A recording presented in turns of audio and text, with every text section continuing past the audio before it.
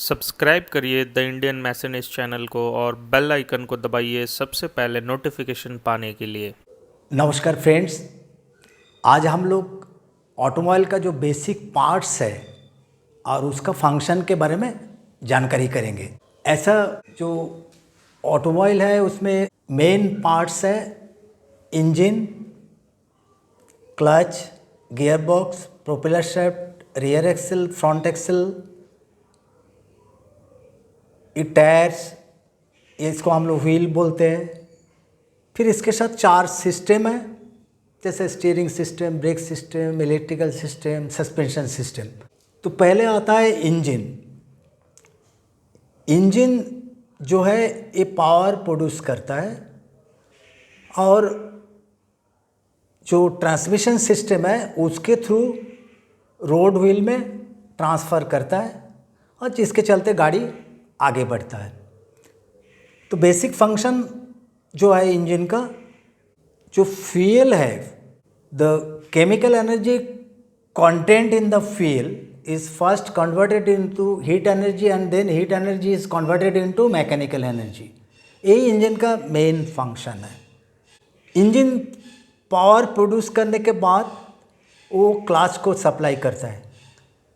Clutch ये engine power और जो रिमेनिंग ट्रांसमिशन सिस्टम है उसका कनेक्ट और डिस्कनेक्ट करता है। जैसे कि ड्राइवर जब क्लच पेडल को प्रेस करेगा तो इंजन पावर डिस्कनेक्ट हो जाएगा, और जब क्लच को ड्राइवर पेडल को छोड़ेगा तो फिर पावर कनेक्ट हो जाएगा। उसके बाद आता है gear box. Gear box mainly गाड़ी का स्पीड को कंट्रोल करता है। आप ज़्यादा स्पीड में जाना चाहते हैं या कम स्पीड में जाना चाहते हैं तो गियर बॉक्स के थ्रू हम लोग प्रॉपर गियर चेंज करके ही वो स्पीड को मेंटेन करते हैं। दूसरा काम जो गियर बॉक्स करता है वो टॉर्क को इंक्रीज करता है। नॉर्मली मान लीजिए इंजन का जो टॉर्क है मैक्सिमम वो 30 मीटर केजी है, तो उतना टॉर्क में गाड़ी आगे बढ़ेगा नहीं। वो टॉर्क को इंक्रीज करने के लिए हम लोग यहाँ पर डिफरेंट गियर रेशियो प्रोवाइड किया। जैसे कि फास्ट गियर में 1:7 रेशियो है। जैसे ही हम फास्ट गियर को एंगेज किया तो इमिडिएटली वो टॉर्क, जो इंजन का टॉर्क 30 था, वो 7 टाइम्स यानी 210 mkg हो जाएगा। फिर वही टॉर्क जो है रियर एक्सल जो है वहाँ पर फिर 1:7 रेशियो में मल्टीप्लाई होता है। वो क्राउन व्हील टेल पिनियन है जो कि कंटिन्यूसली हमेशा वो मल्टीप्लाई करते रहता है, वो फिक्स्ड रेशियो है। तो अल्टीमेटली टॉर्क जो इंजन प्रोड्यूस किया था वो काफ़ी कम था, लेकिन उसको इंक्रीज करके रोड व्हील तक सप्लाई किया गया। उसके बाद गाड़ी को हमको न्यूट्रल करके खड़ा करना है। इंजन स्टार्ट है तो उसको हम गियर बॉक्स के थ्रू न्यूट्रल में डाल सकते हैं। फिर गाड़ी को पीछे करना है यानी रिवर्स डायरेक्शन देना है तो वो भी गियर बॉक्स का काम है। नेक्स्ट पार्ट है प्रोपेलर शाफ्ट। क्योंकि रियर एक्सल काफ़ी दूर पे है इंजन से, नेचुरली वहाँ तक पावर सप्लाई करने के लिए एक ड्राइव शाफ्ट चाहिए जो कि प्रोपेलर शाफ्ट है।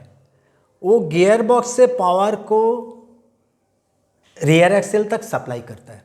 अब अगर आप जब गाड़ी में देखें तो आप देखिएगा इंजन ऊपर में है, रियर एक्सल नीचे है, तो ये प्रोपेलर शाफ्ट एक एंगल में जाता है।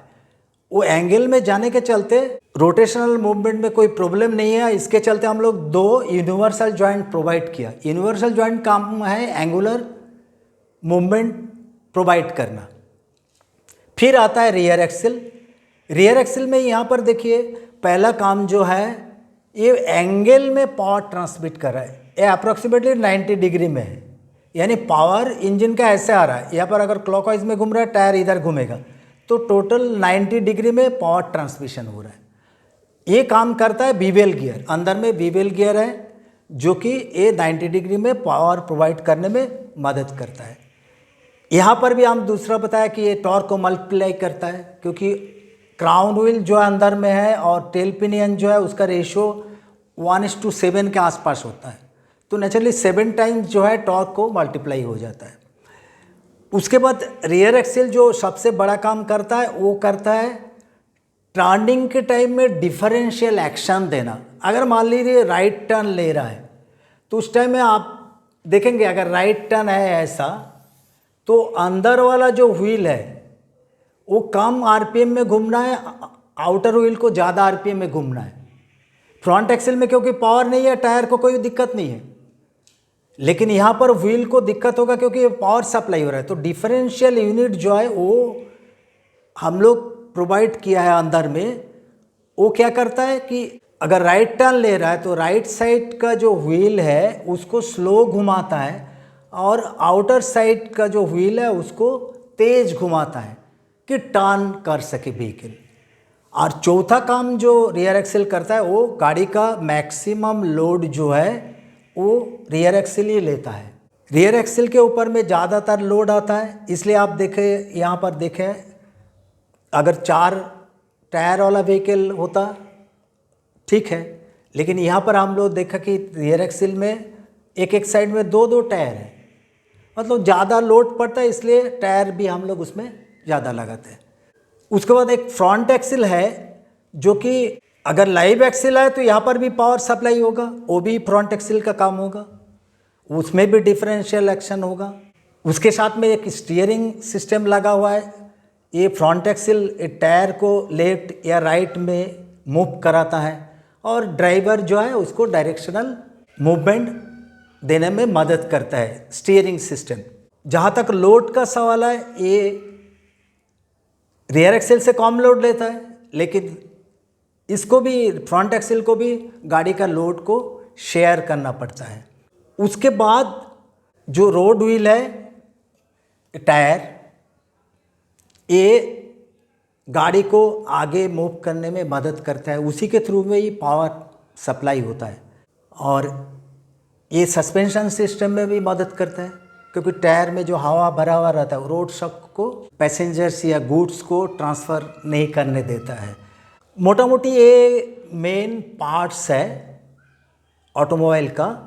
इसके साथ में सिस्टम भी है, जैसा एक सिस्टम है स्टीयरिंग सिस्टम हम बताया, गाड़ी को डायरेक्शनल मूवमेंट देने में मदद करता है।